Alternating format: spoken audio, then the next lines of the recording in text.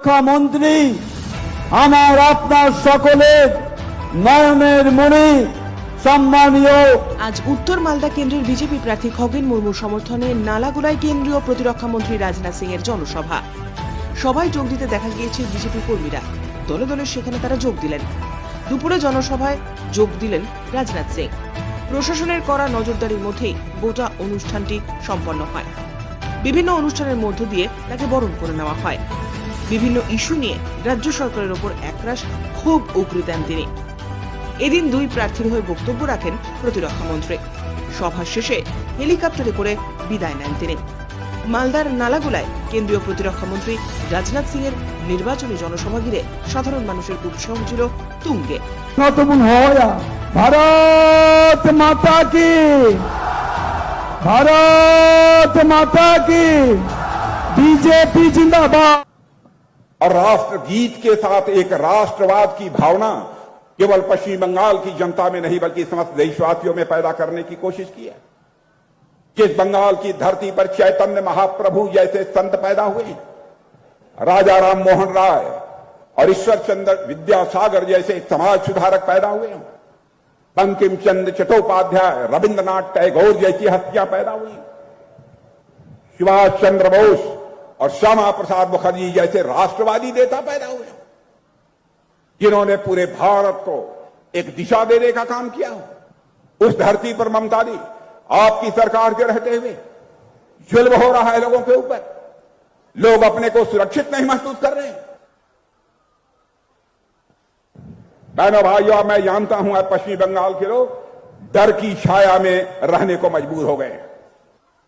पश्चिम बंगाल महान संस्कृति वाली धरती है, विद्वानों की धरती रही है, और आजकल लगातार यहां पर अपराधियों के हौसले बुलंद हैं। आज पश्चिमी बंगाल सारे देश भर में सांप्रदायिकता के लिए जानी जाती है। जो प्रवासी मजदूर यहां पर आए हैं ईद मनाने के लिए, उनसे यहां की मुख्यमंत्री अपील कर रही हैं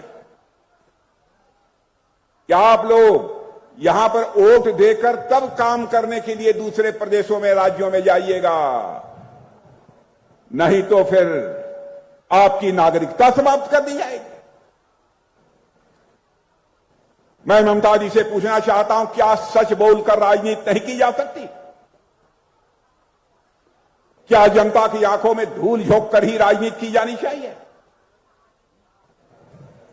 बहनों भाइयों, यह नागरिकता का कानून किसी की नागरिकता लेने के लिए नहीं है, यह नागरिकता देने का कानून है।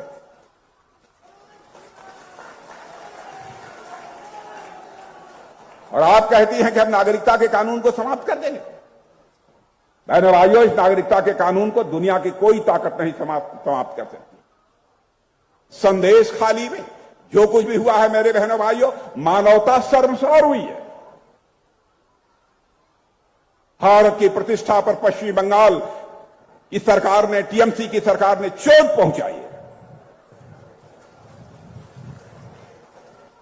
महिला के मुख्यमंत्री रहते हुए पश्चिमी बंगाल की धरती पर महिलाओं के ऊपर जुल्म हो रहा है, अत्याचार हो रहा है।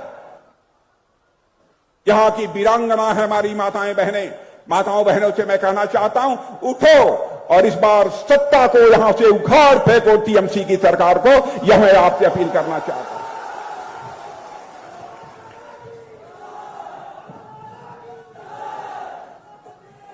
हमारे प्रधानमंत्री ने नारी के प्रति, महिला के प्रति क्या सम्मान व्यक्त किया है। 30-35 वर्षों से लगातार कांग्रेस और दूसरी राजनीतिक पार्टियां यह कहती चली आ रही थी, भारत की संसद में और असेंबलीज में, विधानसभाओं में महिलाओं को 33%, 33% का रिजर्वेशन दिया जाना चाहिए। कोई इस काम को नहीं कर पाया। लेकिन आज माताओं बहनों बेटियों, आपसे मैं कहना चाहता हूं, यह हम लोगों की सरकार है, मोदी जी के नेतृत्व की सरकार है, जिन्होंने फैसला लिया, और केवल फैसला ही नहीं किया बल्कि भारत की संसद में नारी शक्ति बंधन अधिनियम को पास कर दिया। अब जो अगला चुनाव होगा 33% उसमें आरक्षण हमारी माताओं बहनों और बेटियों को प्राप्त होगा। मेरे बहनों, यह काम और कोई नहीं कर सकता है। क्या हालत है यहां की? ईडी, सीबीआई अपराधियों को गिरफ्तार करने जाती है तो उनके ऊपर भी हमले होते हैं। कानून और व्यवस्था नाम की कोई चीज नहीं बची है। बहनों भाइयों, किसी राज्य के विकास की पहली शर्त होती है कानून और व्यवस्था चुस्त दुरुस्त होना चाहिए। ममता जी, आपकी सरकार ने पूरी मानवता को शर्मसार किया है। और ममता जी, मैं कहना चाहता हूं, आप खादी पहनती हैं।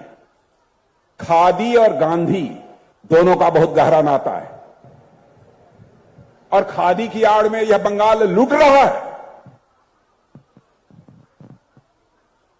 यहां पर चाहे कोई परीक्षा हो, एसएससी की, टीईटी की, रिक्रूटमेंट हो, हर में घोटाला, लॉटरी घोटाला।